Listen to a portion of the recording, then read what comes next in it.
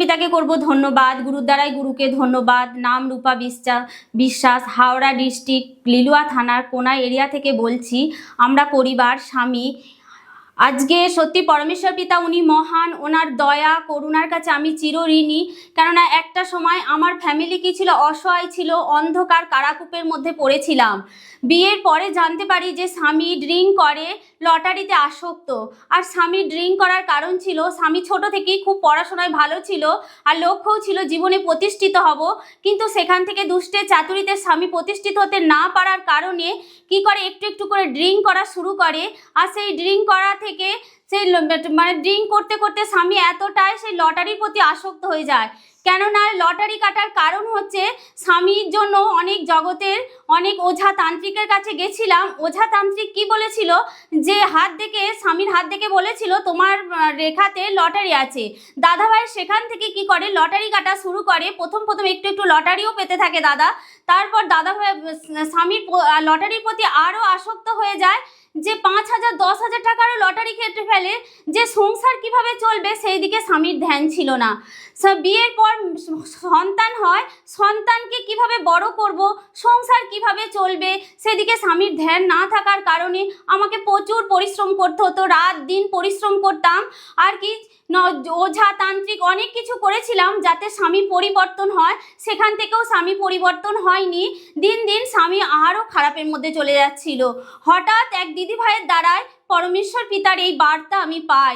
দিদিভাই আমাকে বলেছিল তুমি দুটো নামে ধন্যবাদ দাও, পরমেশ্বর পিতার ধন্যবাদ, গুরু যিশুর ধন্যবাদ, আর বিশ্বাস করো তোমার স্বামী পরিবর্তন হবে। এই দেয়ালে মানে পিঠ ঠিকে গেছিল, আর কোনো উপায় ছিল না। তখন সেই পরমেশ্বর পিতা আর গুরু যিশুর সেই ভবনে আমি দিদিভাইয়ের সঙ্গে গেছিলাম। সেখানে সাক্ষী শুনে আমার বিশ্বাস বাড়ে।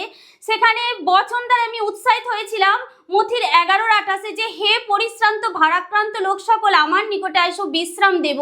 এটা আমার অন্তর ভেদ করে গেছিল যে কেউ একজন আছে যে আমাকে বিশ্রাম দিতে পারে, আমার এই সমস্ত দুঃখ কষ্ট পরিস্থিতি থেকে আমাকে পরিত্রাণ দিতে পারে। প্রথম দিন থেকে যখন ঈশ্বরকে ধন্যবাদ দিতে শুরু করলাম, বিশ্বাস করলাম, সেখান থেকে একটু একটু করে স্বামীর পরিবর্তন আমি লক্ষ্য করতে পারলাম। যে মেয়ে আমি একসঙ্গে ঈশ্বরের ভজন করছি, প্রার্থনা করছি, সেখানে স্বামী একটু একটু করে সেই ড্রিঙ্ক থেকে কি সেখান থেকে মন ফেরাচ্ছে। স্বামী এতটাই আসক্ত ছিল যে সারা রাত ড্রিঙ্ক করে বাড়ি ফিরতো না, কোনোদিন বাড়ি ফিরতো কোনোদিন ফিরতো না, এইভাবেই দিন কাটছিল। সেখানে ঈশ্বরকে পাওয়ার পরে স্বামীর পরিবর্তন হতে শুরু হলো। লটারি কাটা আস্তে আস্তে বন্ধ হলো। লটারি কাটার কারণে সংসারে প্রচুর ঋণগ্রস্ত হয়ে গেছিলাম।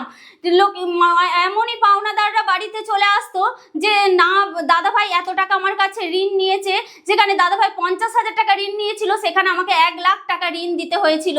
এইভাবে সংসার পুরো একদম অসহায় অন্ধকারের মধ্যে চলে গেছিল। কোনোদিনও ভাবিনি যে এখান থেকে আমাকে কেউ পরিত্রাণ দিতে পারে। একমাত্র পরমেশ্বর পিতা আর গুরু যিশুই আমাকে পরিত্রাণ দিয়েছে, উদ্ধার করেছে। এখানে ধর্ম নয়, আমার স্বামীর জীবন পরমেশ্বর পিতা পরিবর্তন করেছে। একটু একটু করে স্বামী পরিবর্তন হয়। স্বামী যখন ঈশ্বরকে সঠিকভাবে চিনল, নিজে অঙ্গীকার হলো, পবিত্র আত্মার দান পেল, সেখান থেকে স্বামী পুরো পরিবর্তন। আজকে স্বামী ঈশ্বরকে চিনেছে, জেনেছে, সেই ঈশ্বরের সেই মহিমাকে যখন জানতে পারলো, সেখান থেকে পুরো মদের থেকে আসক্ত দাদাভাই একদম চলে গেছে। আর লটারি প্রতিও কোনো আর আসক্ত নেই।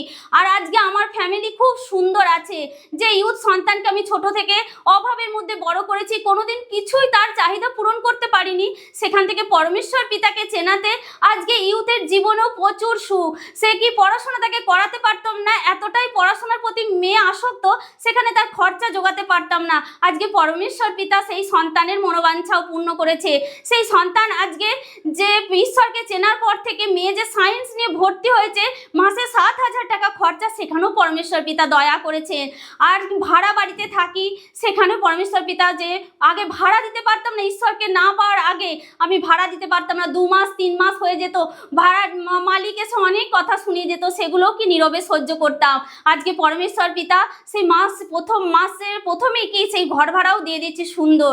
আরও পরমেশ্বর পিতা আমার জীবনে প্রচুর দয়া করেছে। যে পরমেশ্বর পিতা আজকে আমাকে একটা টেলার্স দিয়েছে, সেখানে আমি কি লেডিস কাজ করি, সেখানে পরমেশ্বর পিতার দয়াতে প্রচুর উপচয় আসে। সেখান থেকে দিন প্রতিদিন ঈশ্বরের মণ্ডলীতে বেরিয়ে ঈশ্বরের সেবা করার পরে মাত্র 3 ঘন্টা ঘন্টা আমি দোকান খুলে রাখি, সেখানে পরমেশ্বর পিতা প্রচুর আশীর্বাদ করেছে।